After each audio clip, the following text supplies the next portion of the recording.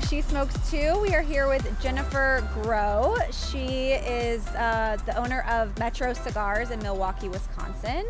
And we are here at the Women of PCA event at our El Reloj Cigar Factory. So thank you, Jennifer, so much for joining me. Absolutely. Thank you for having me. Yeah, absolutely. I always like to ask women how they got involved in cigars. What's your origin story? Sure. So back in 2001, shortly after 9/11, the job that I had, the company I worked for, I was a traveling salesperson, cut their entire sales staff. And it gave me an opportunity to think about what I wanted to do. I always wanted to own my own business. Talked to my husband about different ideas. We had built a home in a little bit of the outskirts of Milwaukee. We're about 35 minutes northwest of Milwaukee. And there was no cigar shops. And he was always a cigar guy. And so he said, what about a cigar store? And so here we are. So we ended up opening that store in 2003.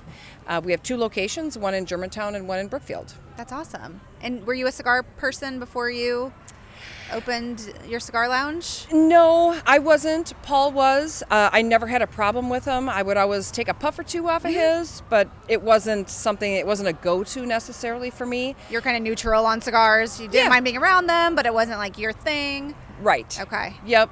That's changed a lot over the last 20 plus years, but yeah, that's how it started. So 20 years you guys have been in the industry, and now you've gotten super involved, right? You guys are part of TAA and PCA and all that. Yes. That's awesome. In fact, I just finalized my presidency of TAA, so I was on the TAA board for almost 14 years. My husband is heavily involved in PCA. He's on the executive committee of PCA right now. He's currently the treasurer. Super involved in the industry. We love everything that goes around with the industry.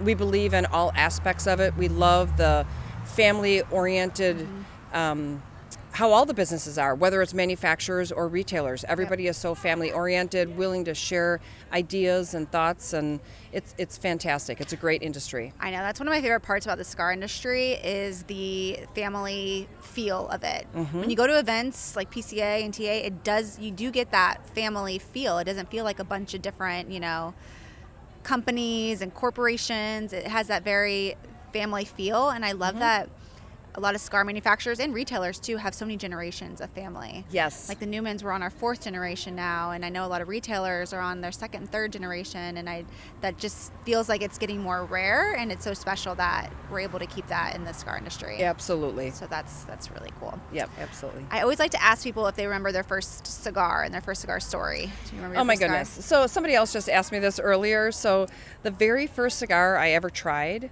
my husband always smoked big butt cigars.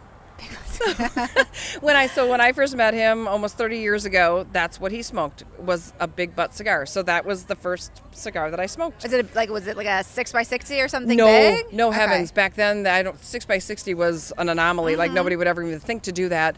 No, he typically would smoke like a Corona, Robusto Toro, something like that.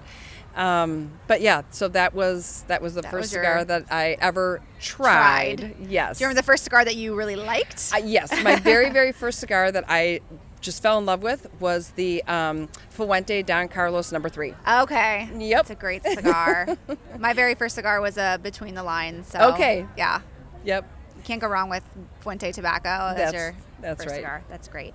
Well, thank you so much for joining me, and you guys have a great week planned, and we're so happy to have you here in Ybor. So thank you. Very good. Well, thank you very much.